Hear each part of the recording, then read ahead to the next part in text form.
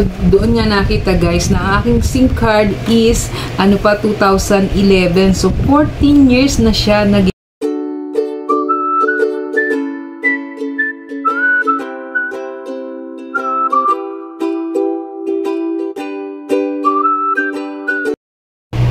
Hi guys! Welcome po ulit sa aking channel. Slim Malakay po. Simplify Happiness. Simpleng buhay. Buhay na walang arte, less stress. Join me guys sa simpleng vlog for today. Isang magandang buhay po sa ating lahat.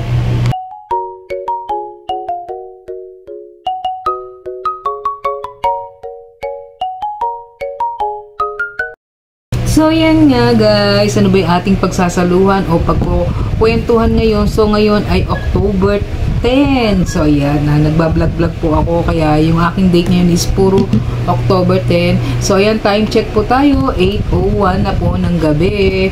So, ayan, ayan, ang dami ko napapanood na news tungkol dun sa lindol sa Davao. So, yun, nakakalungkot po talaga. And ayan, praying for, Davao po. So, kilabot po talaga at nawa po ay ang lahat po ay ligtas o kumbaga yung kanilang pinagdadaan talagang nakakakilabot, talagang prayers po talaga ang makakaano dyan. So pag mo talaga, scroll mo talaga puro news tungkol sa yun nga, inaganap na lindol sa Davao. So, ano ba yung ating pagsasaluhan ngayon? Ito nga po, ayan. Ako po ay nagpa-upgrade po ng aking SIM card. So, sa Smart po, dito sa Marilao, Bulacan. So, ayan, napakabait po nung nag-assist sa akin. Natatanda ko yung kanyang pangalan, si Sir Joshua. Ayan.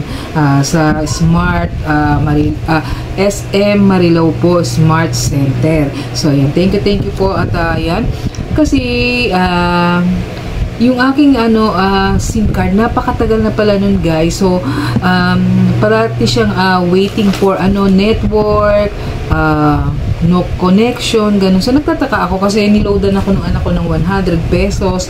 So dapat magamit ko yung yung load ko. So hindi ko siya nagagamit. So wala talaga. Pag dito yung sa net dito sa bahayan yun, ko yung wifi na gagamit ko. Pero pag yung na naka-data ko wala. So yun, may nakapagsabi sa aking friend na ipa-upgrade ko daw. So nagpunta ako doon guys at ayan na upgrade natin. So may bayad po ba? So wala siyang bayad guys. Yung SIM card niya, the same number pa rin. At alam nyo ba guys, na-detect doon na ang aking SIM card pala is 2011 pa yung aking number na ginagamit. So ayan, 2011 pa pala siya guys. At sabi nga nung ang tagal na pala nito. Ma'am, sobrang ang tagal. So, doon nga nakita guys na ang aking SIM card is 2011. So 14 years na siya na ginagamit ko guys. Actually Sun po siya. So yun nga na na ng Smart ang Sun. Kaya ayun, napunta ako doon at pina-upgrade ko kasi hindi ko na talaga siya magamit kahit na may data ako. Nakaka-receive ako doon sa text pero yung kanyang data is wala. So wala po siyang bayad. So i-upgrade po siya ng 4G. Wala po talaga akong babayaran. Kaya lang na-detect kasi doon yung dati sa Sun, pinaano ko po yun ko sa only call at saka yung only text. So, parang 250 po siya a month. So, may mga hindi ako nabayaran na buwan. Kaya may binayaran po ako. So, dapat talaga kung pupunta ka doon, may extra ka rin pera kahit paano. And then, minsan yung mga nauutang ko na load, ayan, pagka wala akong load, nakakita rin doon na may utang pa akong load. At saka, wala po siyang bayad. Wala pong bayad. I-upgrade nila sa 4G. The same number pa rin po yung binigay sa akin. Kaya lang nag-offer sila kasi sa akin na gawin ko na raw 5G. Kaya lang yun yung may bayad. So pinag-isipan ko muna, sabi ko kasi sabi niya, ma'am, baka mamaya babalikan na naman, iyaano mo rin ng 5G. So sabi niya iyan, may offer sila na plan dun sa 5G na SIM card. Ayan, bali for 6 months. Ayan, may contract po. Ayan, bali 599 po siya monthly for 6 months po. So 6 months po. At naka 5G na po siya. Ayan, 5G. So, kung 4G, wala pong bayad. Kaya lang, syempre doon na po ako lumagay sa, sa 5G. So, 6 months ko po siyang babayaran ng 599. So, yun. At, yun, nakakaisang buwan pa lang po tayo. So,